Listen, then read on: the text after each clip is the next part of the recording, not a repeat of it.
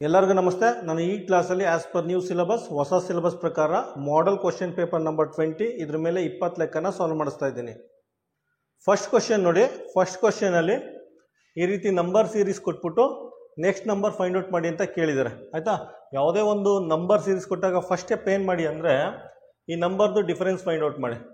ಈ ನಂಬರ್ದು difference find out ಮಾಡಿದ್ರೆ ಆ ನಂಬರ್ ಪ್ಯಾಟ್ರನ್ ಗೊತ್ತಾಗುತ್ತೆ ನಿಮಗೆ. ಆಯಿತಾ, ಯಾವುದೋ ಒಂದು ಪ್ಯಾಟ್ರನ್ ಇರುತ್ತೆ, ಆ ಪ್ಯಾಟ್ರನ್ನು 50% ಈ ರೀತಿ ಪ್ರಾಬ್ಲಮ್ಗೆ ಡಿಫ್ರೆನ್ಸ್ ಫೈಂಡ್ ಔಟ್ ಮಾಡಿದಾಗ ಆ ಪ್ಯಾಟ್ರನ್ ಗೊತ್ತಾಗುತ್ತೆ. ಆಯಿತಾ, ಇದಕ್ಕೂ ಅದನ್ನೇ ಮೆಥಡ್ ಯೂಸ್ ಮಾಡಿ, ಅದೇ ಮೆಥಡ್ ಯೂಸ್ ಮಾಡಿ ನೋಡಿ. ಡಿಫ್ರೆನ್ಸ್ ಏನು? ಡಿಫ್ರೆನ್ಸ್ ಎಷ್ಟು ಬರುತ್ತೆ? 4 3 7 ಬರುತ್ತೆ. ಇದ್ರ ಡಿಫ್ರೆನ್ಸ್ ಎಷ್ಟು ಬರುತ್ತೆ? 8 ಬರುತ್ತೆ. ಆಯಿತಾ, ಪ್ಯಾಟ್ರನ್ ಅದೇ ಗೊತ್ತಾಗ್ತಾ ಇದೆ. ಇದ್ರ ಡಿಫ್ರೆನ್ಸ್ ಏನು? 31 40 ಪ್ಯಾಟ್ರನ್ 9 ಬರ್ತೈತೆ ಡಿಫ್ರೆನ್ಸು. ಇದು ಡಿಫ್ರೆನ್ಸು 10 ಬರ್ತೈತೆ. ಇದ್ರ ಡಿಫ್ರೆನ್ಸು 11 ಬರ್ತೈತೆ. ನೆಕ್ಸ್ಟ್ ಪ್ಯಾಟ್ರನ್ 7 8 9 10 11, ನೆಕ್ಸ್ಟು 12 ಬರುತ್ತೆ. ಅಂದರೆ 61 + 12 ಎಷ್ಟಾಗುತ್ತೆ? 73 ಆಗುತ್ತೆ. ನೆಕ್ಸ್ಟ್ ನಂಬರ್ ಏನಾಗುತ್ತೆ? 73 ಆಗುತ್ತೆ. 73 - 61 ಅಂದರೆ 12 ಬರುತ್ತೆ. ಆಯಿತಾ, ಸೊ ಆನ್ಸರ್ ಏನಾಗುತ್ತೆ? ಆನ್ಸರ್ ಸೆಕೆಂಡ್ ಕ್ವಶನ್ ನೋಡಿ. ಸೆಕೆಂಡ್ ಕ್ವಶನಲ್ಲಿ 4 ಆಪ್ಷನ್ ಕೊಟ್ಟಿದ್ದಾರೆ. 4 ಆಪ್ಷನ್ ಕೊಟ್ಬಿಟ್ಟು ಅದರಲ್ಲಿ ಯಾವ ಆಪ್ಷನಿಂದ ಪೆರಿಮೀಟ್ರ್ ಫೈಂಡ್ ಔಟ್ ಮಾಡ್ತಾರೆ ಅಂತ ಕೇಳಿದ್ದಾರೆ. ಕನ್ನಡದಲ್ಲಿ ಯಾವ ಆಯ್ಕೆಯಿಂದ ಸುತ್ತಳೆತನ ಕಂಡುಹಿಡಿತಾರೆ ಅಂತ ಕೇಳಿದ್ದಾರೆ. ಆಯಿತಾ, ಫಸ್ಟ್ ಆಪ್ಷನ್ ನೋಡಿ. To find the quantity of water in a pool, ಕೊಳದಲ್ಲಿ ನೀರಿನ ಪ್ರಮಾಣವನ್ನು ಕಂಡುಹಿಡಿಯಲು. ಆಯಿತಾ, ಯಾವುದೋ ಒಂದು ಕೊಳ ಇದ್ದರೆ ಅದರಲ್ಲಿ ವಾಟರ್ದು ಕ್ವಾಂಟಿಟಿ ಫೈಂಡ್ ಔಟ್ ಮಾಡಬೇಕಂತ. ವಾಟರ್ ಕ್ವಾಂಟಿಟಿ ಅಂದರೆ ನಾವು ವಾಲ್ಯೂಮ್ ಫಾರ್ಮುಲಾ ಯೂಸ್ ಮಾಡ್ತೀವಿ ಅದಕ್ಕೆ. ಆಯಿತಾ, ವಾಲ್ಯೂಮ್ ಫೈಂಡ್ ಔಟ್ ಮಾಡ್ತೀವಿ ಅದರಲ್ಲಿ. ಎರಡನೇದು to find the depth of water in a canal. ಆಯಿತಾ, ಕಾಲುವೆಯಲ್ಲಿ ನೀರಿನ ಆಳ ಫೈಂಡ್ ಔಟ್ ಮಾಡಬೇಕಂತೆ. ಕಾಲುವೆಯಲ್ಲಿ ನೀರಿನ ಆಳ ಅಂದರೆ ಲೆಂತ್ ಅಥವಾ ಹೈಟ್ನ ಫೈಂಡ್ ಔಟ್ ಮಾಡ್ತೀವಿ, ಪೆರಿಮೀಟರ್ ಅಲ್ಲ. Option number 3 to find how much paint will it take to cover a wall, ಗೋಡೆಯನ್ನು ಬಣ್ಣ ಹಚ್ಚಲು ಎಷ್ಟು ಬಣ್ಣ ಬೇಕಾಗುತ್ತೆ ಅಂತ ಏನು ಮಾಡ್ತೀವಿ, ಅದಕ್ಕೆ ಏರಿಯಾ, ಸರ್ಫೇಸ್ ಏರಿಯಾ ಅಥವಾ ಏರಿಯಾ ಫಾರ್ಮುಲಾ ಯೂಸ್ ಮಾಡ್ತೀವಿ. ಆಪ್ಷನ್ ನಂಬರ್ 3ಯಲ್ಲಿ ಏರಿಯಾ ಫಾರ್ಮುಲಾ ಯೂಸ್ ಮಾಡ್ತೀವಿ ಅಥವಾ ಏರಿಯಾ ಫೈಂಡ್ ಔಟ್ ಮಾಡ್ತೀವಿ ಅಂತ ಹೇಳ್ಬೋದು. ಆಪ್ಷನ್ ನಂಬರ್ 4 ನೋಡಿ. To find the length of a track traced by an athlete running around a cricket field, ಕನ್ನಡದಲ್ಲಿ ಕ್ರಿಕೆಟ್ ಮೈದಾನದ ಸುತ್ತ ಓಡುತ್ತಿರುವ ಅಥ್ಲೆಟ್ ಟ್ರ್ಯಾಕ್ನ ಉದ್ದವನ್ನು ಕಂಡುಹಿಡಿಯೋದು. ಆಯಿತಾ, ಯಾರೋ ಒಬ್ಬರು ಅಥ್ಲೆಟ್ ಇದ್ದಾರಂತೆ, ಒಂದು ಟ್ರ್ಯಾಕಲ್ಲಿ ರೌಂಡ್ ಆಗ್ತಾ ಇದ್ದಾರಂತೆ. ಆಯಿತಾ, ಒಂದು ಸುತ್ತಕೊಂಡು ಸುತ್ತಾಡ್ತಾ ಇದ್ದಾರಂತೆ. ಆಯಿತಾ, ಸುತ್ತ ಓಡ್ತಾ ಇದ್ದಾರಂತೆ. ಕ್ರಿಕೆಟ್ ಮೈದಾನದಲ್ಲಿ ಒಂದು ರೌಂಡ್ ಓಡ್ತಾ ಇದ್ದಾರಂತೆ. ಒಂದು ರೌಂಡಲ್ಲ, ಸುಮ್ಮನೆ ಅದು ಸುತ್ತ ಓಡ್ತಾ ಇದ್ದಾರಂತೆ. ಹಂಗಂದರೆ ಸುತ್ತ ಓಡ್ತಾ ಇದ್ದಾರೆ ಅಂದರೆ ಅದು ಸುತ್ತಳತೆ ಫೈಂಡ್ ಔಟ್ ಮಾಡ್ತೀವಿ ಅಥವಾ ಪೆರಿಮೀಟ್ರ್ ಫೈಂಡ್ ಔಟ್ ಮಾಡ್ತೀವಿ. ಆಯಿತಾ, ಕ್ವಶನ್ ನಂಬರ್ 2ಗೆ ಆನ್ಸರು ಆಪ್ಷನ್ ಡಿ. ಆಯಿತಾ, ಆನ್ಸರು ಆಪ್ಷನ್ ಡಿ ಆಗಿರುತ್ತೆ. ಕ್ವಶನ್ ನಂಬರ್ 3 ನೋಡಿ. ಕ್ವಶನ್ ನಂಬರ್ 3ಯಲ್ಲಿ ಒಂದು ಸ್ಕ್ವೇರ್ ಕೊಟ್ಟಿದ್ದಾನೆ. ಆಯಿತಾ, ಸ್ಕ್ವೇರ್ದು ಸೈಡ್ದು ಲೆಂತ್ ಕೊಟ್ಟಿದ್ದಾನೆ, ಇದ್ರ ಡೈಮೆನ್ಷನ್ ಕೊಟ್ಟಿದ್ದಾನೆ 14 ಸೆಂಟಿಮೀಟರ್ ಅಂತ. ಆಯಿತಾ, ಸ್ಕ್ವೇರ್ ಆಗಿರೋದ್ರಿಂದ ಇದು 14 ಸೆಂಟಿಮೀಟರ್ ಆಗುತ್ತೆ. ಎ = 14 ಸೆಂಟಿಮೀಟರ್ ಆಗುತ್ತೆ. ನೆಕ್ಸ್ಟ್ ರೆಕ್ಟ್ಯಾಂಗಲ್ದು ಡೈಮೆನ್ಷನ್ ಕೊಟ್ಟಿದ್ದಾರೆ. ರೆಕ್ಟ್ಯಾಂಗಲ್ದು ಇದು ಲೆಂತ್ ಆಗುತ್ತೆ. ಲೆಂತ್ ಎಷ್ಟು ಕೊಟ್ಟಿದ್ದಾರೆ? 16 ಸೆಂಟಿಮೀಟರು. ಆಯಿತಾ, ಬ್ರೆಡ್ತ್ ಎಷ್ಟು ಕೊಟ್ಟಿದ್ದಾರೆ? 12 ಸೆಂಟಿಮೀಟರ್. ಆಯಿತಾ, ಒಂದು ಸ್ಕ್ವೇರ್ದು ಡೈಮೆನ್ಷನ್ ಕೊಟ್ಟಿದ್ದಾರೆ, ಇನ್ನೊಂದು ರೆಕ್ಟ್ಯಾಂಗಲ್ದು ಡೈಮೆನ್ಷನ್ ಕೊಟ್ಟಿದ್ದಾರೆ. ಕೊಟ್ಬಿಟ್ಟು ಏನಂತ ಕೇಳಿದ್ದಾರೆ ಅಂದರೆ ಇವೆರಡ್ರದ್ದು ಏರಿಯಾದು ಡಿಫ್ರೆನ್ಸ್ ಫೈಂಡ್ ಔಟ್ ಮಾಡಿ ಅಂತ ಕೇಳಿದ್ದಾರೆ. ಆಯಿತಾ, ಫಸ್ಟ್ ಇವೆರಡ್ರದ್ದು ಏರಿಯಾ ಫೈಂಡ್ ಔಟ್ ಮಾಡಬೇಕು. ಏರಿಯಾ ಫೈಂಡ್ ಔಟ್ ಮಾಡಾದ್ಮೇಲೆ ಅದ್ರ ಡಿಫ್ರೆನ್ಸ್ ಫೈಂಡ್ ಔಟ್ ಮಾಡಬೇಕು.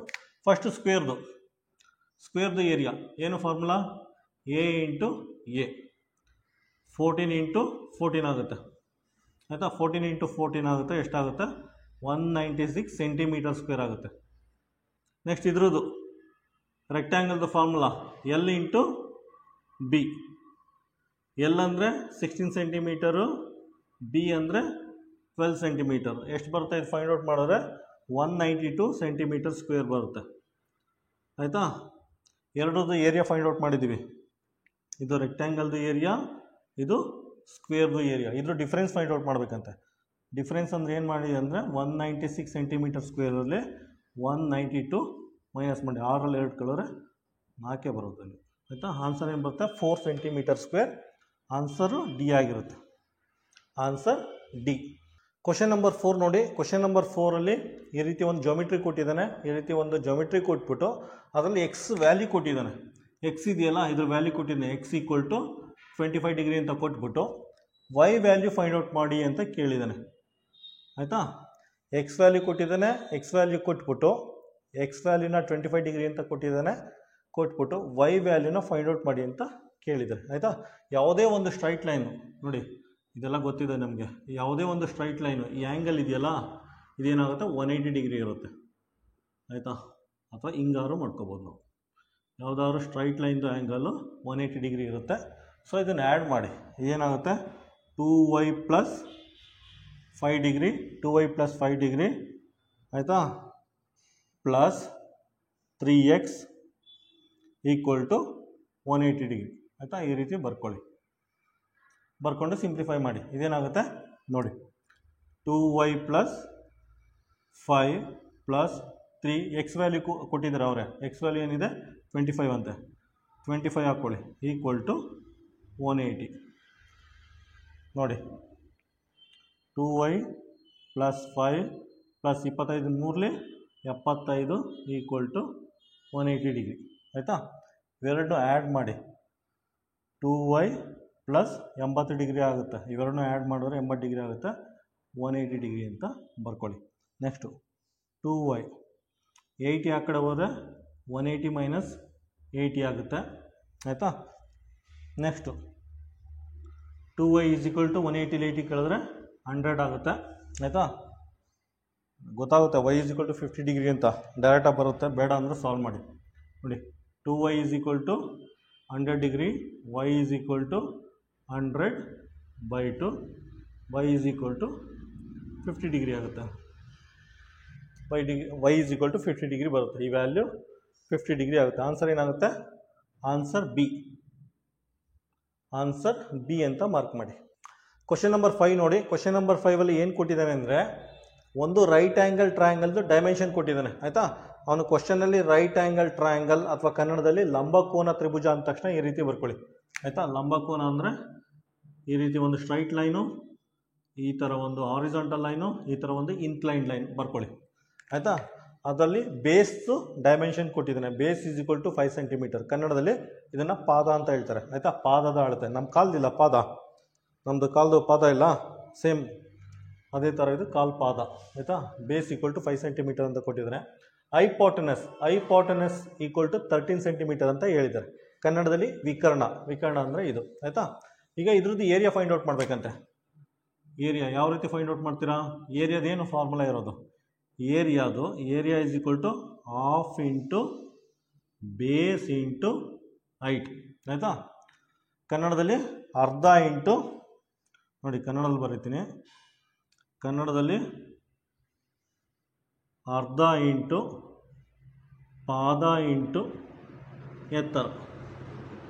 ಆಯಿತಾ, ನಾವು ಏರಿಯಾ ಫೈಂಡ್ ಔಟ್ ಮಾಡಬೇಕು ಅಂದರೆ ಬೇಸ್ ಗೊತ್ತಿದೆ, ಪಾದ ಗೊತ್ತಿದೆ 5 ಸೆಂಟಿಮೀಟರು. ಎತ್ತರ ಅಂದರೆ ಹೈಟ್ ಗೊತ್ತಿಲ್ಲ. ಹೈಟ್ನ ಫೈಂಡ್ ಔಟ್ ಮಾಡಬೇಕು. ಇಲ್ಲಿ ಫಸ್ಟು ಹೈಟ್ನ ಫೈಂಡ್ ಔಟ್ ಮಾಡಬೇಕು. ಇನ್ನೊಂದ್ಸಲ ಎಕ್ಸ್ಪ್ಲೇನ್ ಮಾಡ್ತೀನಿ. ಏರಿಯಾ ಅಂದರೆ half into base into height.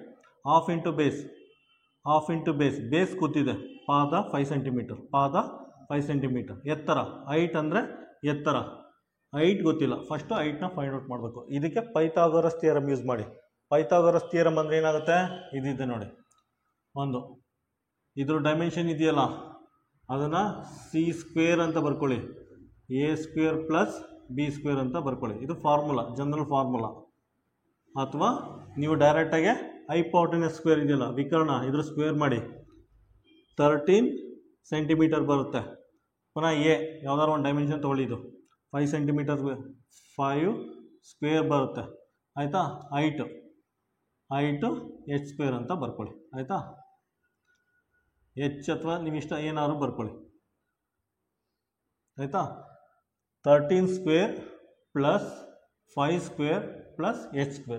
ಆಯಿತಾ, ಸಿಂಪ್ಲಿಫೈ ಮಾಡಿ. 13² ಅಂದರೆ 169 ಬರುತ್ತೆ. 5² ಅಂದರೆ 25 ಬರುತ್ತೆ. h² ಅಂದರೆ ಗೊತ್ತಿಲ್ಲ. ಆಯಿತಾ, 169 25 ಈ ಕಡೆ ಬಂದರೆ -25 ಆಗುತ್ತೆ, ಆ ಕಡೆ h² ಆಗುತ್ತೆ.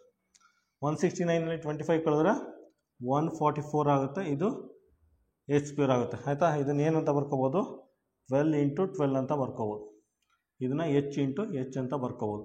ಅದರ ಅರ್ಥ h = 12 ಅಂತ ಬರ್ಕೋಬೋದು ಆಯಿತಾ. h = 12 ಸೆಂಟಿಮೀಟರ್ ಬಂತಿದ್ದು. h ವ್ಯಾಲ್ಯೂ ಏನು ಬರುತ್ತೋ 12 ಸೆಂಟಿಮೀಟರ್ ಅಂತ ಆಯಿತು. h ವ್ಯಾಲ್ಯೂ 12 ಸೆಂಟಿಮೀಟರ್ ಅಂತ ಆಯಿತು. ಈಗ ಅಪ್ಲೈ ಮಾಡಿ formula. Half into base 5 centimetre ಇದೆ, 5 ಹಾಕ್ಕೊಳ್ಳಿ ಆಯಿತಾ. ಹೈಟ್ ಎಷ್ಟಿದೆ, 12 ಇದೆ, 12 ಹಾಕ್ಕೊಳ್ಳಿ ಆಯಿತಾ. ನೋಡಿ 2 1s 2 6s 5 6 30 30 ಸೆಂಟಿಮೀಟರ್ ಸ್ಕ್ವೇರ್ ಬರುತ್ತೆ ಏರಿಯಾ. ಈ ಲಂಬಕೋನ ತ್ರಿಭುಜದ ಏರಿಯಾ 30 ಸೆಂಟಿಮೀಟರ್ ಸ್ಕ್ವೇರ್ ಬರುತ್ತೆ. ಆನ್ಸರ್ ಏನಾಗುತ್ತೆ, ಆನ್ಸರ್ ಎ. ಕ್ವಶನ್ ನಂಬರ್ 6 ನೋಡಿ. ಕ್ವಶನ್ ನಂಬರ್ 6ಅಲ್ಲಿ ಈ ರೀತಿ ಒಂದು ಎಕ್ಸ್ಪ್ರೆಷನ್ ಕೊಟ್ಬಿಟ್ಟು ಸಿಂಪ್ಲಿಫೈ ಮಾಡಿ ಅಂತ ಕೇಳಿದ್ದಾರೆ ಆಯಿತಾ. ಇದಕ್ಕೆ ಬಡ್ಮೋಸ್ ರೂಲ್ ಯೂಸ್ ಮಾಡಬೇಕು. ಫಸ್ಟು ಡಿವಿಷನ್ನು, ಆಮೇಲೆ ಮಲ್ಟಿಪ್ಲಿಕೇಶನ್, ಆಮೇಲೆ ಅಡಿಷನ್ ಮಾಡಿ, ಸಬ್ಟ್ರಾಕ್ಷನ್ ಮಾಡಿ ಆಯಿತಾ. ಅದಕ್ಕೆ ಮುಂಚೆ ಬ್ರಾಕೆಟ್ ಒಳಗಡೆ ಏನಿರುತ್ತೆ ಅದನ್ನು ಸಾಲ್ವ್ ಮಾಡಿ ಆಯಿತಾ. ಇಲ್ಲಿ ನೋಡಿ inner bracket, first inner bracket ಒಳಗಿನ ಬ್ರಾಕೆಟ್ ಫಸ್ಟ್ ಇದ್ರೊಳಗಡೆ ಇರೋದು ಸಾಲ್ವ್ ಮಾಡಬೇಕು. ಇದರೊಳಗಡೆ ಫಸ್ಟು ಮಲ್ಟಿಪ್ಲಿಕೇಶನ್ ಸಾಲ್ವ್ ಮಾಡಬೇಕು ಆಯಿತಾ. ಬರ್ಕೊಳ್ಳಿ ಬೇಕಾರೆ ನೋಡಿ 2 ಪ್ಲಸ್ ಇವೆರಡು ಮಲ್ಟಿಪ್ಲೈ 3 2s 6 ಆಯಿತಾ. ಬ್ರಾಕೆಟ್ ಹಾಕ್ಕೊಳ್ಳಿ. ಇದನ್ನೆಲ್ಲ ಆ್ಯಸ್ ಇಟ್ ಈಸ್ ಬರ್ಕೊಳ್ಳಿ. ಇದನ್ನೆಲ್ಲ 2 + 25 2 + 24 ಆಯಿತಾ. ನೆಕ್ಸ್ಟ್ ಏನು ಮಾಡಿ, ನೆಕ್ಸ್ಟು ಬ್ರಾಕೆಟ್ ಒಳಗಡೆ ಇರೋ ಸಾಲ್ವ್ ಮಾಡೋಕ್ಕೆ. ಇದು 2 + 6 ಅಂದರೆ ಏನಾಗುತ್ತೆ, 2 + 6 ಅಂದರೆ 8 ಆಗುತ್ತೆ. ಫಸ್ಟು ಡಿವಿಷನ್ ಹಾಕ್ಕೊಳ್ಳಿ. ಬ್ರಾಕೆಟ್ ಒಳಗಡೆ 2 + 6 8 ಆಗುತ್ತೆ ಆಯಿತಾ. ಫ್ಲವರ್ ಬ್ರಾಕೆಟು ಈ ಕಡೆ 24 ಇದೆ, 24 + 2 ಅಂತ ಹಾಕ್ಕೊಳ್ಳಿ ಆಯಿತಾ. ಇದನ್ನು ಆ್ಯಸ್ ಇಟ್ ಈಸ್ ಬರ್ಕೊಳ್ಳಿ. 2 + 25 division symbol. Once again bracket inner bracket ಒಳಗಡೆ ಇರೋ ಸಾಲ್ವ್ ಮಾಡಬೇಕು. ಅದರಲ್ಲಿ ಫಸ್ಟು ಡಿವಿಷನ್ ಸಾಲ್ವ್ ಮಾಡಬೇಕು ಆಯಿತಾ. ಅದನ್ನು ಸೈಡಲ್ಲಿ ಮಾಡೋಣ ನೋಡಿ. 24/8 8 8 1 8 8 8 16 8 3 8 1s 8 3s 8 1s 8 3s. ಇದನ್ನು ಸಿಂಪ್ಲಿಫೈ ಮಾಡಿದ್ರೆ ಇವೆರಡನ್ನೂ ಆನ್ಸರ್ ಏನು ಬರುತ್ತೆ, ಇವೆರಡನ್ನೂ ಸಿಂಪ್ಲಿಫೈ ಮಾಡಿ 8 1s 8 3s 3 ಬರುತ್ತೆ ಆಯಿತಾ. ಅಷ್ಟೇ ಸಿಂಪ್ಲಿಫೈ ಮಾಡಿದ್ರೆ 3 ಬರುತ್ತೆ. ಫ್ಲವರ್ ಬ್ರಾಕೆಟ್ ಉಳ್ಕೊಳ್ಳುತ್ತೆ. ಈ ಕಡೆ 2 ಇದೆ, 2 ಬರ್ಕೊಳ್ಳಿ. ಫ್ಲವರ್ ಬ್ರಾಕೆಟ್ ಹಾಕ್ಕೊಳ್ಳಿ. ಡಿವಿಷನ್ ಸಿಂಬಲ್ ಇದೆ, ಬರ್ಕೊಳ್ಳಿ. 25 ಇದೆ, 25 + 2 + 2 ಆಯಿತಾ. ಒನ್ಸ್ ಅಗೇನ್ ಬ್ರಾಕೆಟ್ ಒಳಗಡೆ ಇರೋ ಸಾಲ್ವ್ ಮಾಡಿ. 2 + 3 ಏನಾಗುತ್ತೆ, 5 ಆಗುತ್ತೆ ಆಯಿತಾ. ಬ್ರಾಕೆಟ್ ಏನು ಬೇಕಾಗಿಲ್ಲ. 2 + 3 5 ಆಗುತ್ತೆ. ಡಿವಿಷನ್ ಸಿಂಬಲ್ ಇದೆ, ಡಿವಿಷನ್ ಸಿಂಬಲ್ ಹಾಕ್ಕೊಳ್ಳಿ. 25 ಇದೆ, 25 ಹಾಕ್ಕೊಳ್ಳಿ +2 ಇದು 2 ಆಯಿತಾ. ಒನ್ಸ್ ಅಗೇನ್ ಡಿವಿಷನ್ ಇದೆ, ಡಿವಿಷನ್ ಸಾಲ್ವ್ ಮಾಡಿ. ಏನಾಗುತ್ತೆ 25 5 5 1s 5 5s ಆಯಿತಾ. 5 1s 5 5s ಇವೆರಡನ್ನೂ ಸಿಂಪ್ಲಿಫೈ ಮಾಡಿದ್ರೆ ನಾವು ಆನ್ಸರ್ ಏನು ಬರುತ್ತೆ, 5 ಬರುತ್ತೆ. ಇವೆರಡನ್ನೂ ಸಿಂಪ್ಲಿಫೈ ಮಾಡಿದ್ರೆ ಆನ್ಸರ್ 5 ಬರುತ್ತೆ. ಪ್ಲಸ್ ಇದೆ, ಪ್ಲಸ್ ಹಾಕ್ಕೊಳ್ಳಿ. 2 ಇದೆ, 2 ಹಾಕ್ಕೊಳ್ಳಿ. ಬ್ರಾಕೆಟ್ ಇದೆ, ಬ್ರಾಕೆಟ್ ಹಾಕ್ಕೊಳ್ಳಿ ಆಯಿತಾ. +2 ಅಂತ ಹಾಕ್ಕೊಳ್ಳಿ.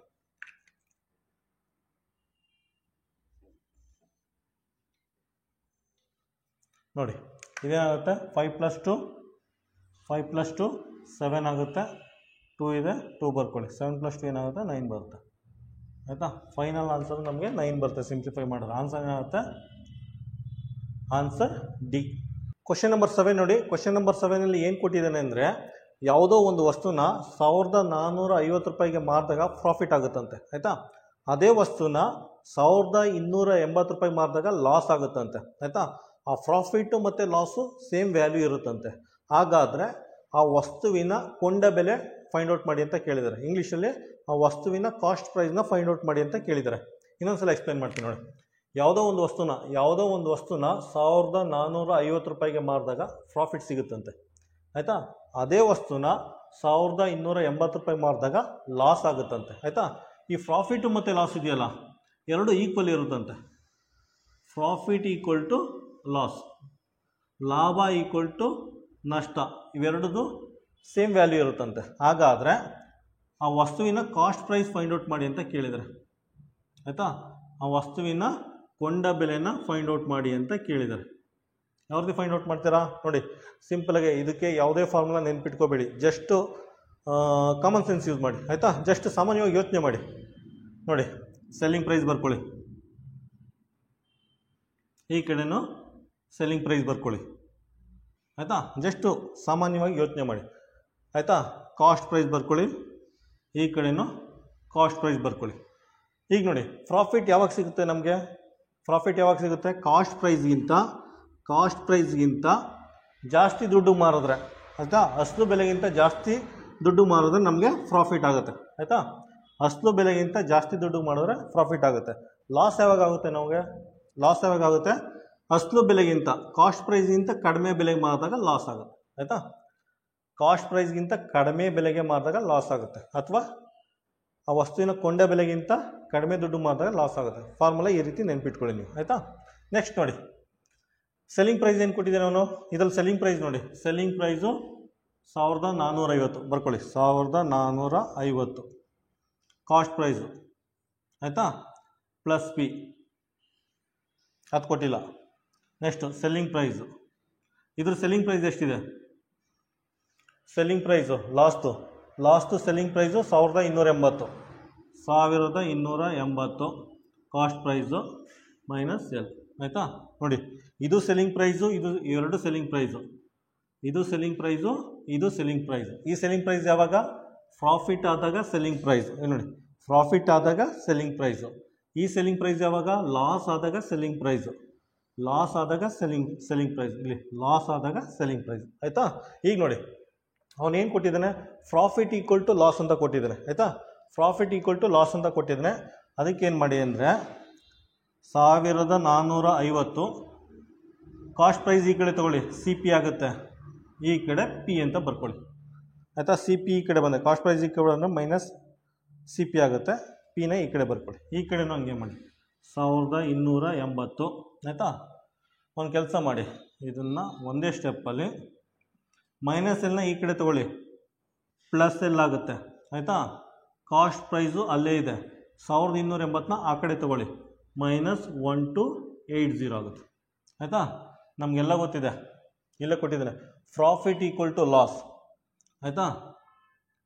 ಪ್ರಾಫಿಟ್ ಈಕ್ವಲ್ ಟು ಲಾಸ್ ಅಂತ ಇಲ್ಲೇ ಕೊಟ್ಟಿದ್ದಾನೆ. ಸೊ ಏನು ಮಾಡಿ, ಇದನ್ನು ಈಕ್ವೇಟ್ ಮಾಡಿ, ಇದನ್ನು ಈಕ್ವೇಟ್ ಮಾಡಿ.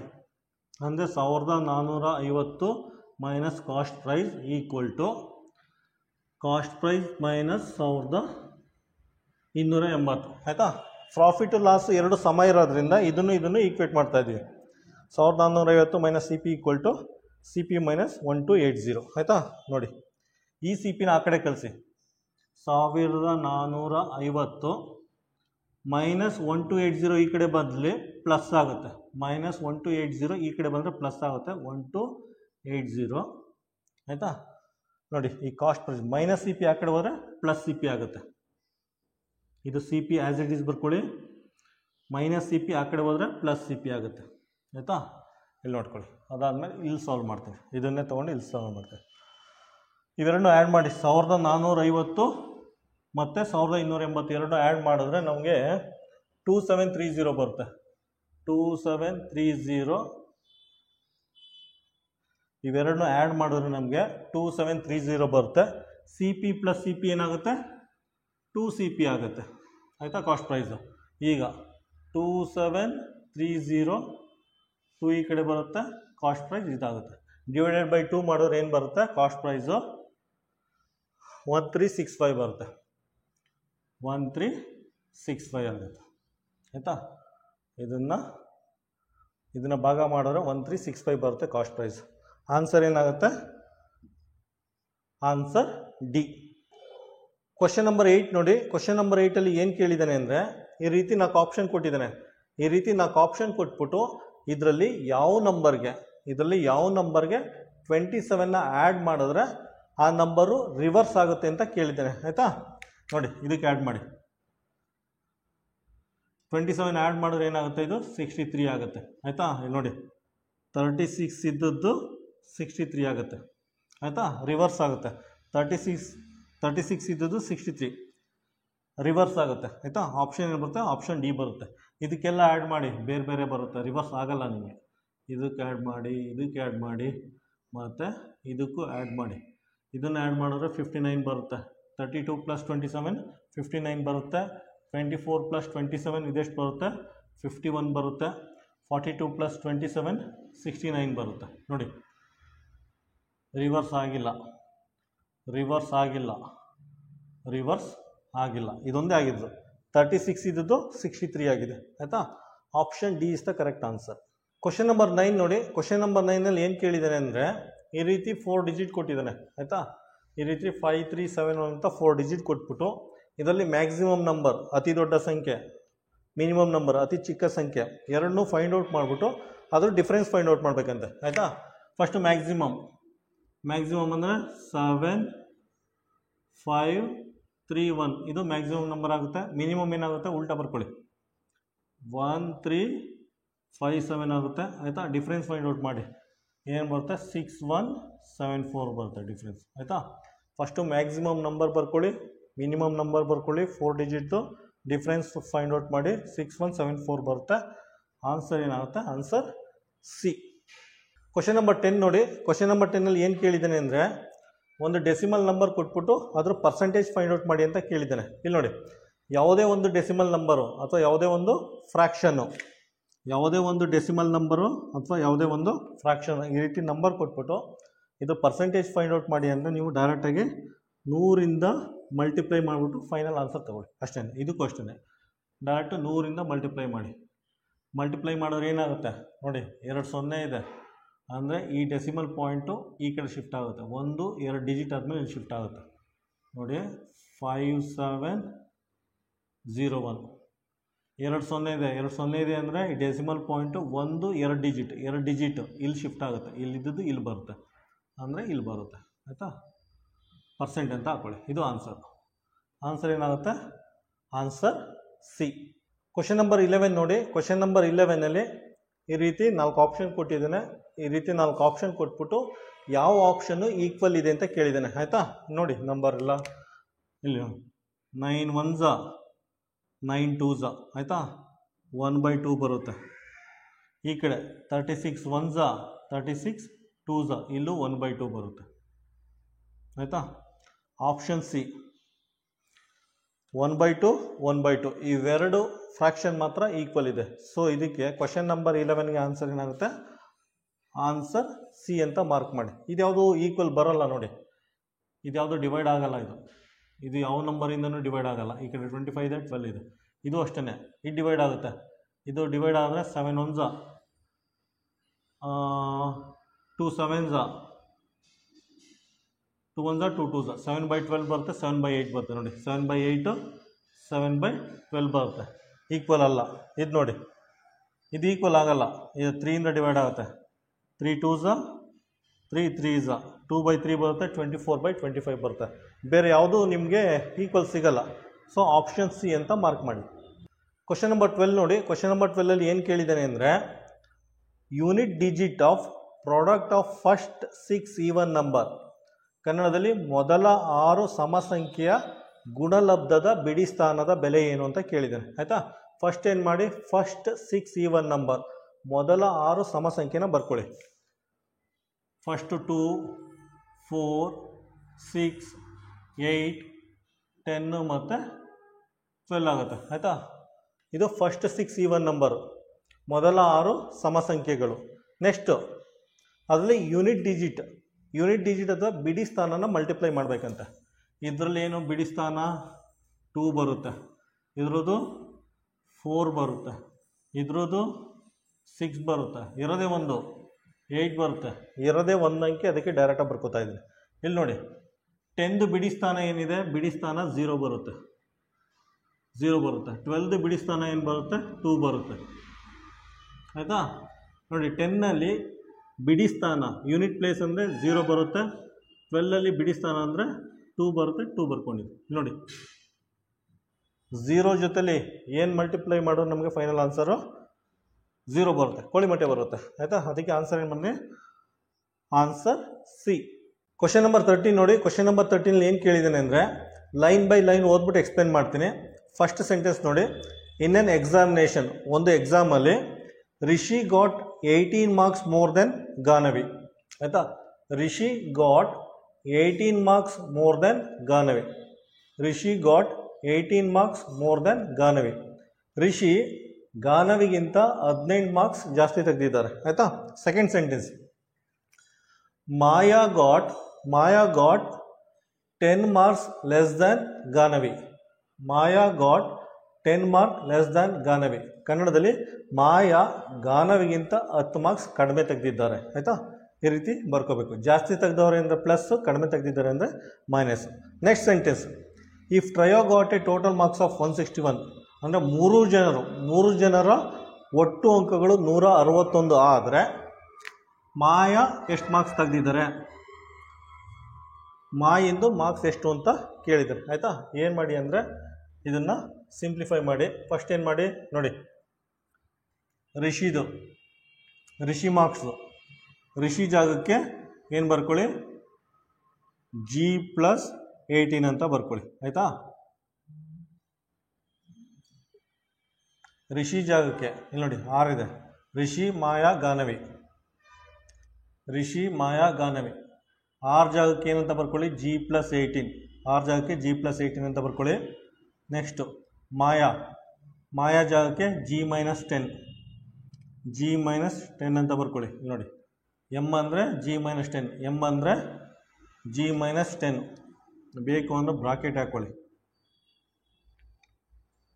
ಆಯಿತಾ. ಗಾನವಿ ಅಂತಲೇ ಬರ್ಕೊಳ್ಳಿ ಆಯಿತಾ. ರೈಟ್ ಹ್ಯಾಂಡ್ ಸೈಡ್ 161 ಇದೆ, 161 ಬರ್ಕೊಳ್ಳಿ. ಸಿಂಪ್ಲಿಫೈ ಮಾಡಿ ನೋಡಿ. ಇಲ್ಲೊಂದು ಜಿ ಇದೆ. ಏನಾಗುತ್ತೆ, 1G 2G 3G 3G ಆಗುತ್ತೆ ಆಯಿತಾ. ಪ್ಲಸ್ ನೋಡಿ 18ರಲ್ಲಿ 10ನ ಮೈನಸ್ ಮಾಡೋದು ಏನಾಗುತ್ತೆ, 8 ಉಳ್ಕೊಳ್ಳುತ್ತೆ. 18ನಲ್ಲಿ 10 ಮೈನಸ್ ಮಾಡಿದ್ರೆ 8 ಉಳ್ಕೊಳ್ಳುತ್ತೆ ಆಯಿತಾ. ಆ ಕಡೆ 161 ಆಗುತ್ತೆ. Next 3G equal to 161. 8 ಆ ಕಡೆ ಹೋದರೆ -8 ಆಗುತ್ತೆ ಆಯಿತಾ. 161 -8 ಅಂದರೆ 153 ಆಗುತ್ತೆ. Next G is equal to 153 divided by 3 ಆಯಿತಾ. ಇದನ್ನು ಸಿಂಪ್ಲಿಫೈ ಮಾಡಿದ್ರೆ ಆನ್ಸರ್ 51 ಬರುತ್ತೆ. ಅಂದರೆ ಗಾನವಿ ಮಾರ್ಕ್ಸು 51 ಅಂತೆ. ಅವ್ರು ಕೇಳಿರೋದು ಗಾನವಿದಲ್ಲ, ಎಷ್ಟು ಮಾಯಿಂದ ಕೇಳಿರೋದು. ಮಾಯಾ ಅಂದರೆ ಇಲ್ಲಿ ನೋಡಿ, ಪುನಃ ಈ ಫಾರ್ಮುಲಾ ಹಾಕೊಳ್ಳಿ. ಮಾಯಿಂದಲ್ಲ ಕೇಳಿರೋದು. Maya equal to G-10. Ganavi marks ಗೊತ್ತಿದೆ. ಗಾನವಿ ಮಾರ್ಕ್ಸ್ ಎಷ್ಟಿದೆ, 51 ಇದೆ. ಗಾನವಿದು 51. ಅದರಲ್ಲಿ 10ನ ಮೈನಸ್ ಮಾಡಿ ಎಷ್ಟಾಗುತ್ತೆ, 41 ಆಗುತ್ತೆ. ಮಾಯಿಂದು ಮಾರ್ಕ್ಸು 41 ಆಗುತ್ತೆ. ಆನ್ಸರ್ ಏನು ಬರುತ್ತೆ, ಆನ್ಸರ್ ಎ. ಕ್ವಶನ್ ನಂಬರ್ 14 ನೋಡಿ. ಕ್ವಶನ್ ನಂಬರ್ 14 ಏನು ಕೇಳಿದ್ದಾನೆ ಅಂದರೆ 2 ನಂಬರ್ದು ರೇಷಿಯೋ ಕೊಟ್ಟಿದ್ದಾನೆ. 2 ನಂಬರ್ದು ರೇಷಿಯೋ ಅಥವಾ ಅನುಪಾತ ಕೊಟ್ಬಿಟ್ಟು ಅದ್ರ ಜೊತೆಲಿ HCF ಕೊಟ್ಟಿದ್ದಾನೆ, ಮಾಸಹ ಕೊಟ್ಬಿಟ್ಟು LCM ಫೈಂಡ್ ಔಟ್ ಮಾಡಿ ಅಂತ ಕೇಳಿದ್ದಾರೆ. ಕನ್ನಡದಲ್ಲಿ ಲಾಸನ ಫೈಂಡ್ ಔಟ್ ಮಾಡಿ ಅಂತ ಕೇಳಿದ್ದಾರೆ. ಅದಕ್ಕೇನು ಮಾಡಿ, ನೀವು ಡೈರೆಕ್ಟಾಗಿ ಈ ಫಾರ್ಮುಲಾ ಯೂಸ್ ಮಾಡಿ ಆಯಿತಾ. LCM equal to product of ratio into HCF. ಲಾಸಹ ಈಕ್ವಲ್ ಟು ಅನುಪಾತಗಳ ಗುಣಲಬ್ಧ ಇಂಟು ಮಾಸಹ ಆಯಿತಾ. ನೋಡಿ ಪ್ರಾಡಕ್ಟ್ ಆಫ್ ರೇಷಿಯೋ ಏನು ಕೊಟ್ಟಿದ್ದಾನೆ, 2:5 ಅಂತ ಕೊಟ್ಟಿದ್ದಾನೆ. ಅವನು 2:5 ಅಂತ ಕೊಟ್ಟಿದ್ದಾನೆ. ನೀವೇನು ಮಾಡಿ 2 × 5 ಅಂತ ಮಾಡ್ಕೊಳ್ಳಿ. ಅನುಪಾತಗಳ ಗುಣಲಬ್ಧ. HCF ಅಥವಾ ಮಾಸಹ ಎಷ್ಟು ಕೊಟ್ಟಿದ್ದಾನೆ, 9 ಕೊಟ್ಟಿದ್ದಾನೆ ಆಯಿತಾ. ಜಸ್ಟ್ ಮಲ್ಟಿಪ್ಲೈ ಮಾಡಿ. 5 1 5, 5 2 10, ಇಲ್ಲಿ 9 ಬರುತ್ತೆ. ಮಲ್ಟಿಪ್ಲೈ ಮಾಡಿದ್ರೆ 90 ಬರುತ್ತೆ ಆಯಿತಾ. ಆನ್ಸರ್ ಏನು ಬರುತ್ತೆ, ಆನ್ಸರು 90 ಬರುತ್ತೆ. ಅದು ಡಿ ಆಗಿರುತ್ತೆ ಆಯಿತಾ. ಕ್ವಶನ್ ನಂಬರ್ 14ಗೆ ಆನ್ಸರು ಡಿ ಆಗಿರುತ್ತೆ. ಕ್ವಶನ್ ನಂಬರ್ 15 ನೋಡಿ. ಕ್ವಶನ್ ನಂಬರ್ 15ನಲ್ಲಿ ಈ ರೀತಿ ಫ್ರ್ಯಾಕ್ಷನ್ ಕೊಟ್ಟಿದ್ದಾನೆ. ಫ್ರ್ಯಾಕ್ಷನ್ ಕೊಟ್ಬಿಟ್ಟು ಅಡಿಷನ್ ಮಾಡಿ ಅಂತ ಕೇಳಿದ್ದಾರೆ ಆಯಿತಾ. ಇದು ನೋಡಿ, ಇದನ್ನು ಸಿಂಪ್ಲಿಫೈ ಮಾಡಿ. ಇದೇನಾಗುತ್ತೆ, 3.1 ಬರುತ್ತೆ ಆಯಿತಾ. ಇದನ್ನು ಸಿಂಪ್ಲಿಫೈ ಮಾಡಿದ್ರೆ ಇದು 31 ಬರುತ್ತೆ. ಎರಡನ್ನೂ ಆ್ಯಡ್ ಮಾಡಿ 31 + 3 34.1 ಬರುತ್ತೆ ಆನ್ಸರು. ನೋಡಿ ಆ್ಯಕ್ಚುಲಿ ಇದು ಅದನ್ನು ಫ್ರ್ಯಾಕ್ಷನ್ ಕೊಟ್ಟಿದ್ದೀನಿ ಆಯಿತಾ. 34.1 ಡೆಸಿಮಲ್ ಆನ್ಸರ್. ಅದರಲ್ಲಿ ಫ್ರಾಕ್ಷನ್ ಕೊಟ್ಟಿದ್ದಾರೆ. ಫ್ರಾಕ್ಷನ್ ಅಂದರೆ ಡೆಸಿಮಲ್ನ ಫ್ರಾಕ್ಷನ್ಗೆ ಕನ್ವರ್ಟ್ ಮಾಡಿ ನೋಡಿ ಇದನ್ನು. ಆಯಿತಾ, ಮೇಲ್ಗಡೆ ಒಂದು ಚುಕ್ಕಿ ತೆಗಿತಾ ಇದ್ದೀನಿ. ಒಂದು ಡಿಜಿಟ್ ಆದ್ಮೇಲೆ ಚುಕ್ಕಿ ಇದೆ, ಒಂದು ಡಿಜಿಟ್ ಆದ್ಮೇಲೆ ಚುಕ್ಕಿ ಇದೆ. ಅದು ಚುಕ್ಕಿನ ತೆಗೆದ್ರೆ ಕೆಳಗಡೆ 10 ಅಂತ ಬರ್ಕೋಬೋದು. ಆಯಿತಾ, ಒಂದು ಡಿಜಿಟ್ ಆದ್ಮೇಲೆ ಚುಕ್ಕಿ ಇದೆ, ಈ ಚುಕ್ಕಿನ ತೆಗೆದ್ರೆ ಕೆಳಗಡೆ 10 ಅಂತ ಬರ್ಕೋಬೋದು. ಆನ್ಸರ್ ಏನು ಬರುತ್ತೆ? ಆನ್ಸರ್ ಬಿ ಅಂತ ಮಾರ್ಕ್ ಮಾಡಿ. ಕ್ವಶನ್ ನಂಬರ್ 16 ನೋಡಿ. ಕ್ವಶನ್ ನಂಬರ್ 16 ಏನು ಕೊಟ್ಟಿದ್ದಾನೆ ಅಂದರೆ, ಒಬ್ಬ ಅಂಗಡಿಯವನು 437 ಮೀಟರ್ 35 ಸೆಂಟಿಮೀಟರ್ ಉದ್ದ ಒಂದು ಬಟ್ಟೆ ತಗೋತಾನಂತೆ. ಆಯಿತಾ, 437 ಮೀಟರು ಪ್ಲಸ್ 35 ಸೆಂಟಿಮೀಟರ್ ಉದ್ದ ಬಟ್ಟೆಯಲ್ಲಿ 188 ಮೀಟರು 74 ಸೆಂಟಿಮೀಟರು ಡ್ಯಾಮೇಜ್ ಆಗಿದೆಯಂತೆ. ಹಾಗಾದರೆ ಉತ್ತಮ ಸ್ಥಿತಿಯಲ್ಲಿರೋ ಬಟ್ಟೆಯ ಉದ್ದವೆಷ್ಟು ಅಂತ ಕೇಳಿದ್ದಾರೆ. ಆಯಿತಾ, ಏನು ಮಾಡಿ ಅಂದರೆ ಇದನ್ನು ಮೈನಸ್ ಮಾಡಿ, ಇದರಿಂದ ಇದನ್ನು ಮೈನಸ್ ಮಾಡಿ. ಇಲ್ಲಿ ನೋಡಿ, 35 ಸೆಂಟಿಮೀಟ್ರಿಂದ 74 ಸೆಂಟಿಮೀಟರ್ನ ಮೈನಸ್ ಮಾಡೋಕ್ಕಾಗಲ್ಲ. ಅದಕ್ಕೆ ಏನು ಮಾಡ್ತೀನಿ ಅಂದರೆ ಇನ್ನೊಂದು ಸಲ ಬರ್ಕೊಳ್ತೀನಿ ಇದನ್ನು ನೋಡಿ. 436 ಮೀಟರ್ ಅಂತ ಬರ್ಕೊಂಡಿದ್ದೀನಿ. ಇಲ್ಲಿ ನೋಡಿ, 436 ಮೀಟರ್, 437 ಮೀಟರ್ ಇದೆ. ಆಯಿತಾ, 1 ಮೀಟ್ರ್ ಇದೆಯಲ್ಲ, 1 ಮೀಟ್ರನ್ನ ತೆಗೆದು ಆ ಕಡೆ ಹಾಕತ್ತೀನಿ. 1 ಮೀಟ್ರನ್ನ ತೆಗೆದು ಆ ಕಡೆ ಹಾಕಂದ್ರೆ ಎಷ್ಟಾಗುತ್ತೆ? 1 ಮೀಟ್ರ್ ಅಂದರೆ ನೋಡಿ 35 ಸೆಂಟಿಮೀಟರ್. 35 ಸೆಂಟಿಮೀಟರ್ಗೆ 1 ಮೀಟರ್ನ ಆ್ಯಡ್ ಮಾಡಿದ್ರೆ 135 ಸೆಂಟಿಮೀಟರ್ ಆಗುತ್ತೆ. ಆಯಿತಾ, ನೋಡಿ 1 ಮೀಟರ್ ಬಟ್ಟೆ ತೊಗೊಂಡಿದ್ದೀನಿ, ಅದೇನಾಗುತ್ತೆ 100 ಸೆಂಟಿಮೀಟರ್ ಆಗುತ್ತೆ. 436 ಮೀಟರ್ ಇದೆ. ಇಲ್ಲಿ ನೋಡಿ, 437 ಮೀಟರ್ ಇದೆ. ನಾನು 436 ಮೀಟರ್ ಅಂತ ಬರ್ಕೊಂಡಿದ್ದೀನಿ. 1 ಮೀಟ್ರನ್ನ ತೆಗೆದು ಆಚೆ ಇಟ್ಟಿದ್ದೀನಿ. ಆಯಿತಾ, 1 ಮೀಟ್ರ್ ಅಂದರೆ 100 ಸೆಂಟಿಮೀಟರ್. 100 ಸೆಂಟಿಮೀಟರ್ ಪ್ಲಸ್ 35 ಸೆಂಟಿಮೀಟರ್ ಅಂದರೆ 135 ಸೆಂಟಿಮೀಟರ್ ಆಯಿತು. ಆಯಿತಾ, 437 ಮೀಟರ್ 35 ಸೆಂಟಿಮೀಟರ್ನ ನಾನು 436 ಮೀಟರ್ 135 ಸೆಂಟಿಮೀಟರ್ ಅಂತ ಬರ್ಕೊಂಡಿದ್ದೀನಿ. ಆಯಿತಾ, ಅದರಲ್ಲಿ ಇದನ್ನು ಮೈನಸ್ ಮಾಡಿ. 188 ಮೀಟರು, ಇದು 74 ಸೆಂಟಿಮೀಟ್ರ್. ಆಯಿತಾ, ಮೈನಸ್ ಮಾಡಿ. ಮೈನಸ್ ಮಾಡೋರು ಏನು ಬರುತ್ತೆ? 61 ಸೆಂಟಿಮೀಟರ್ ಬರುತ್ತೆ. ಇದು 61 ಸೆಂಟಿಮೀಟರ್ ಬರುತ್ತೆ. 135 ಸೆಂಟಿಮೀಟರಲ್ಲಿ 74 ಸೆಂಟಿಮೀಟರ್ನ ಮೈನಸ್ ಮಾಡಿದ್ರೆ 61 ಸೆಂಟಿಮೀಟರ್ ಬರುತ್ತೆ. ಇದೆಷ್ಟು ಬರುತ್ತೆ ಅಂದರೆ 248 ಮೀಟರ್ ಬರುತ್ತೆ. ಇದು 248 ಮೀಟರ್ ಬರುತ್ತೆ. ಆಯಿತಾ, 248 ಮೀಟರ್ ಪ್ಲಸ್ 61 ಸೆಂಟಿಮೀಟರ್ ಅಥವಾ 248.61 ಮೀಟರ್ ಅಂತ ಬರ್ಕೋಬೋದು. ಆಯಿತಾ, ನೋಡಿ ಆನ್ಸರ್ ಯಾವ ರೀತಿ ಕೊಟ್ಟಿದ್ದಾನೆ ಅಂದರೆ ಆನ್ಸರ್ ಎ ಬರುತ್ತೆ. 248.61 ಮೀಟರ್ ಅಂತ ಕೊಟ್ಟಿದ್ದಾನೆ. ಆನ್ಸರ್ ಏನಾಗುತ್ತೆ? Answer A. ಕ್ವಶನ್ ನಂಬರ್ 17 ನೋಡಿ. ಕ್ವಶನ್ ನಂಬರ್ 17ನಲ್ಲಿ 720 ಪ್ರೈಮ್ ಫ್ಯಾಕ್ಟರ್ನ ಫೈಂಡ್ ಔಟ್ ಮಾಡಿ ಅಂತ ಕೇಳಿದ್ದಾರೆ. ಕನ್ನಡದಲ್ಲಿ 720ರ ಅವಿಭಾಜ್ಯ ಅಪವರ್ತನಗಳನ್ನು ಫೈಂಡ್ ಔಟ್ ಮಾಡಿ ಅಂತ ಕೇಳಿದ್ದಾರೆ. ಯಾವ ರೀತಿ ಮಾಡ್ತೀರಾ? ಫಸ್ಟು ಫ್ಯಾಕ್ಟರ್ ಫೈಂಡ್ ಔಟ್ ಮಾಡಿ. ಫ್ಯಾಕ್ಟರ್ ಏನು ಬರುತ್ತೆ? 2 ಇಂದ ಶುರು ಮಾಡಿ. 2 ಇಂದ ಇದು 360 ಆಗುತ್ತೆ. ಇದು 2 ಇಂದ 180 ಆಗುತ್ತೆ. ಪುನಃ 2 ಇಂದ 90 ಆಗುತ್ತೆ. ಪುನಃ 2 ಇಂದ 45 ಆಗುತ್ತೆ. ಆಯಿತಾ, 45 2 ಇಂದ ಹೋಗಲ್ಲ, 3 ಇಂದ ಹೋಗುತ್ತೆ. 3 1s, ನೆಕ್ಸ್ಟು 3 5s, ಪುನಃ 3 ಇಂದ 3 5s. ಆಯಿತಾ, ನೋಡಿ ಇವೆಲ್ಲ ಪ್ರೈಮ್ ನಂಬರು, ಇದೆಲ್ಲ ಪ್ರೈಮ್ ನಂಬರು, ಇದು ಪ್ರೈಮ್ ನಂಬರು, ಇದು ಪ್ರೈಮ್ ನಂಬರು, ಇದು ಪ್ರೈಮ್ ನಂಬರ್. ಆಯಿತಾ, ಇವೆಲ್ಲ ಫ್ಯಾಕ್ಟರ್ಸ್ ಆಗುತ್ತೆ, ಅವಿಭಾಜ್ಯ ಅಪವರ್ತನಗಳಾಗುತ್ತೆ. ಏನಾಗುತ್ತೆ? ಒಂದು ಲೈನಲ್ಲಿ ಬರ್ಕೋತೀನಿ ಅಂದರೆ ನೋಡಿ 2 ಇಂಟು 2 ಬರುತ್ತೆ. ಪುನಃ 2 ಇಂಟು 2, 2 ಇಂಟು 2 ಆಗುತ್ತೆ. ಪುನಃ 3 ಇಂಟು 3, 3 ಇಂಟು 3. ಆಯಿತಾ, ಉಳ್ಕೊಂಡಿದೆ 5 ಬರುತ್ತೆ. ಆಯಿತಾ, ಬೇಕು ಅಂದರೆ ಇನ್ನೊಂದು ಸಲ ಬರ್ಕೊಳ್ಳಿ ನೋಡಿ. 2 ಇಂಟು 2, 2 ಇಂಟು 2, ಪುನಃ 2 ಇಂಟು 2, ಪುನಃ 3 ಇಂಟು 3, 3 ಇಂಟು 3, ಇದ್ರ ಜೊತೆಲಿ ಲಾಸ್ಟಲ್ಲಿ 5 ಉಳ್ಕೊಂಡಿದೆ, 5 ಮಾಡ್ಕೊಳ್ಳಿ. ಇದೇನಾಗುತ್ತೆ? ಪ್ರೈಮ್ ಫ್ಯಾಕ್ಟರ್, ಅವಿಭಾಜ್ಯ ಅಪವರ್ತನಗಳು. ಆನ್ಸರ್ ಏನು ಬರುತ್ತೆ? Answer D. ನಂಬರ್ 18 ನೋಡಿ. ಕ್ವಶನ್ ನಂಬರ್ 18ನಲ್ಲಿ ಏನು ಕೇಳಿದ್ದಾನೆ ಅಂದರೆ, a number when divided by 7 leaves a reminder 4. ಕನ್ನಡದಲ್ಲಿ ಒಂದು ಸಂಖ್ಯೆಯನ್ನು 7ರಿಂದ ಭಾಗಿಸಿದಾಗ ಶೇಷ 4 ಉಳಿಯುತ್ತದೆ ಅಂತ ಕೊಟ್ಟಿದ್ದಾನೆ. ಆಯಿತಾ, ರಿಮೈಂಡರ್ ಸ್ಪಷ್ಟವಾಗಿ ಕೊಟ್ಟಿದ್ದಾನೆ, ಬರ್ಕೊಳ್ಳಿ. ರಿಮೈಂಡರ್ ಅಥವಾ ಶೇಷ 4 ಆಗುತ್ತೆ. ಡಿವೈಡೆಡ್ ಬೈ 7 ಅಂದರೆ ಕನ್ನಡದಲ್ಲಿ 7ರಿಂದ ಭಾಗಿಸಿದಾಗ ನಂಬರ್ 7 ಏನಾಗುತ್ತೆ, ಭಾಗಲಬ್ಧ ಆಗುತ್ತೆ, ಡಿವೈಸರ್ ಆಗುತ್ತೆ. ನಂಬರ್ 7 ಡಿವೈಸರ್ ಅಥವಾ ಭಾಗಲಬ್ಧ ಆಗುತ್ತೆ. ಇದನ್ನು ಬರ್ಕೊಳ್ಳಿ ಆಯಿತಾ. ಭಾಜಕ ಕೊಟ್ಟಿಲ್ಲ ಎಕ್ಸ್ ಅಂತ ಬರ್ಕೊಳ್ಳಿ ಆಯಿತಾ. ನೋಡಿ ಇದು ಯಾವ ಫಾರ್ಮಿಗೆ ಬರುತ್ತೆ, ಬರೆದ್ರೆ ಇದನ್ನು 7x + 4 ಅಂತ ಬರ್ಕೋಬೋದು ಆಯಿತಾ. ನೋಡಿ ಆಪ್ಷನ್ ಯಾವುದಿದೆ, ಆಪ್ಷನ್ ಸಿ ಬರುತ್ತೆ. 7x + 4 ಅಂದರೆ ಆಪ್ಷನ್ ಸಿ ಬರುತ್ತೆ ಆಯಿತಾ. ಕ್ವಶನ್ನು ತುಂಬ ಸಿಂಪಲ್ ಆಗಿದೆ. ನಿಮಗೆ ಈ ಫಾರ್ಮುಲಾ ಗೊತ್ತಿರಬೇಕು. ಈ ಫಾರ್ಮುಲಾ ಗೊತ್ತಿದ್ದರೆ ಜಸ್ಟ್ ಸಬ್ಸ್ಟಿಟ್ಯೂಟ್ ಮಾಡಿ. ರಿಮೈಂಡರ್ ಕೊಟ್ಟಿದ್ದಾನೆ 4 ಅಂತ 4 ಬರ್ಕೊಳ್ಳಿ. ಡಿವೈಸರ್ ಅಂತ ಕೊಟ್ಟಿದ್ದಾನೆ, /7 ಅಂದರೆ ಡಿವೈಸರ್ ಆಗುತ್ತೆ, ಕನ್ನಡದಲ್ಲಿ ಭಾಗಲಬ್ಧ ಆಗುತ್ತೆ. 7 ಬರ್ಕೊಳ್ಳಿ. ಭಾಜಕ ಕೊಟ್ಟಿಲ್ಲ ಎಕ್ಸ್ ಅಂತ ಹಾಕ್ಕೊಳ್ಳಿ, 7x + 4 ಅಂತ ಬರ್ಕೊಳ್ಳಿ ಆಯಿತಾ. Question number 18 answer C. Question number 19 ನೋಡಿ.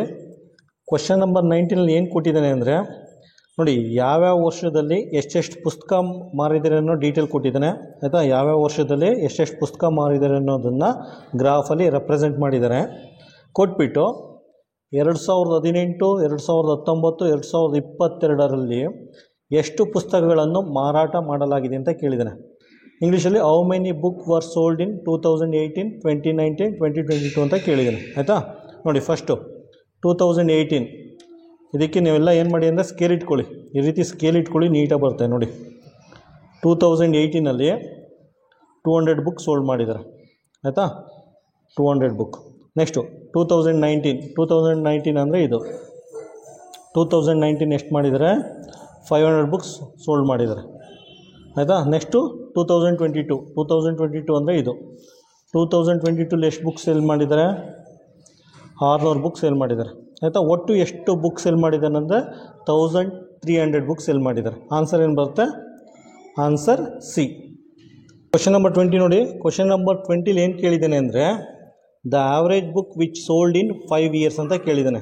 ಕನ್ನಡದಲ್ಲಿ 5 ವರ್ಷಗಳಲ್ಲಿ ಮಾರಾಟವಾದ ಸರಾಸರಿ ಪುಸ್ತಕಗಳು ಆಯಿತಾ. ನೋಡಿ ಆವ್ರೇಜ್ ಅಥವಾ ಸರಾಸರಿ ಅಂದ ತಕ್ಷಣ ಈ ಫಾರ್ಮುಲಾ ಬರ್ಕೋಬೇಕು. ಸರಾಸರಿ ಅಂದರೆ ಒಟ್ಟು ಮೊತ್ತ / ಒಟ್ಟು ಸಂಖ್ಯೆ. ಇಂಗ್ಲೀಷಲ್ಲಿ average equal to total sum by total number ಆಯಿತಾ. ಈಗ ಸಮ್ ಮಾಡಿ ನೋಡಿ. 2008ಅಲ್ಲಿ 200 ಬುಕ್ ಸೇಲ್ ಮಾಡಿದ್ದಾರೆ ಆಯಿತಾ. ನೆಕ್ಸ್ಟು 2019ನಲ್ಲಿ 500 ಬುಕ್ ಸೇಲ್ ಮಾಡಿದ್ದಾರೆ. ನೆಕ್ಸ್ಟು 2020ಯಲ್ಲಿ 300 ಬುಕ್ ಸೇಲ್ ಮಾಡಿದ್ದಾರೆ. ನೆಕ್ಸ್ಟು 2021ನಲ್ಲಿ 200 ಬುಕ್ ಸೇಲ್ ಮಾಡಿದ್ದಾರೆ. ನೆಕ್ಸ್ಟು 2022ಅಲ್ಲಿ 600 ಬುಕ್ ಸೇಲ್ ಮಾಡಿದ್ದಾರೆ ಆಯಿತಾ. 5 ವರ್ಷದ ಕೊಟ್ಟಿದ್ದಾರೆ, 1, 2, 3, 4, 5 ಕೆಳಗಡೆ 5 ಬರ್ಕೊಳ್ಳಿ. Total sum by total number ಆಯಿತಾ.